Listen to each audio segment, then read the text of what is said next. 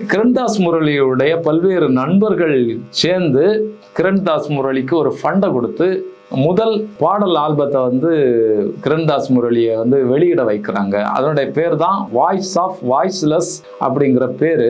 இந்த பாடல்கள் கிரண்தாஸ் முரளியுடைய பாடல்கள் வந்து கேரளத்தில் குறிப்பிடப்படும்படியான ஒரு தாக்கத்தை வந்து உருவாக்குது. பலரும் இது நல்லா இருக்கே, சிறப்பா இருக்கே அப்படிங்கிறத சொல்றாங்க.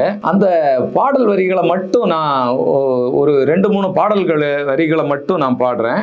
நீர்நிலங்களின் அடிமை யாரு, உடைமை யாரு, நிலங்கள் 1000 வேலியில் திரிச்சதாறு, திரிச்ச வேலியில் குலம் முடிச்சது எத்தனை பேரு, முதுகு கூனி தரகள் தானு இனி எத்தனை நாள் அப்படிங்கிற பாடல். இப்படி வந்து கிரண்தாஸ் முரளி வேடனுடைய பாடல் தொடங்குது.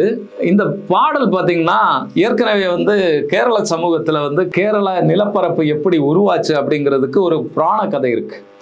பரசுராமன் மழுவெறிஞ்சு உண்டாக்கியதான கேரளம் அப்படிங்கிற ஒரு பெருமையை வந்து ஏற்கனவே வந்து மலையாளிகள் வந்து பேசிட்டு இருக்காங்க. இது வந்து ஒரு கட்டுக்கதை, இது ஒரு பொய் அப்படிங்கிற புரிதல் கூட இல்லாம மலையாளிகள் வந்து பேசிட்டு இருக்காங்க. ஆனா இன்னைக்கு உள்ள தலைமுறை வந்து இதை கேள்வி எழுப்ப ஆரம்பிச்சிட்டாங்க. அப்போ பரசுராமன் மழு எறிஞ்சதுன்னா பரசுராமன் கத்தி மாதிரி ஒன்றை வந்து ஒரு ஆயுதத்தை வந்து எறிகிறாரு.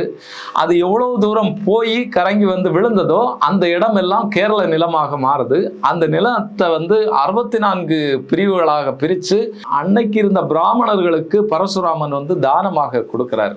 இதுதான் கேரள உருவாக்கத்தினுடைய கதை. அப்போ இந்த கதை காலகாலமாக சொல்லப்பட்டு வருது. அப்போ இந்த நிலம் வந்து பிராமணர்களுக்கு சொந்தம், கடவுளை பிராமணர்களுக்கு கொடுத்த நிலம் அப்படிங்கிற ஒரு வாதத்தை தான் இதுல வந்து உள் வச்சிருக்காங்க. அப்போ எந்த அளவுக்கு தந்திரமாக இந்த வேலைகள் எல்லாம் செய்யப்பட்டிருக்கு அப்படிங்கிறது தான் நம்ம இதுல பார்க்க வேண்டியிருக்கு. இதுல தான் வேடன் மாதிரியான ஆட்கள் இந்த கேள்வியை எழுப்புறாங்க. இப்படி பிரிக்கப்பட்ட இடத்துல அடிமையாக இருந்தது யாரு, அவனுக்கு எந்த உரிமையும் கொடுக்காம அடிமைப்படுத்தி வச்சிருந்தது யாரு, இப்படிங்கிற கேள்விகளை வந்து வேடன் வந்து எழுப்புறாரு. இதுதான் மிகப்பெரிய அச்சுறுத்தலை இங்க இருக்கக்கூடிய உயர் சமூகத்தினருக்கு, இல்லைன்னா உயர் ஜாதியவாதம் பேசுறவங்களுக்கு, நாங்க தான் இங்க பெரிய ஆட்கள் அப்படின்னு பேசுறவங்களுக்கு மிகப்பெரிய ஒரு அச்சுறுத்தலை வந்து உருவாக்குது.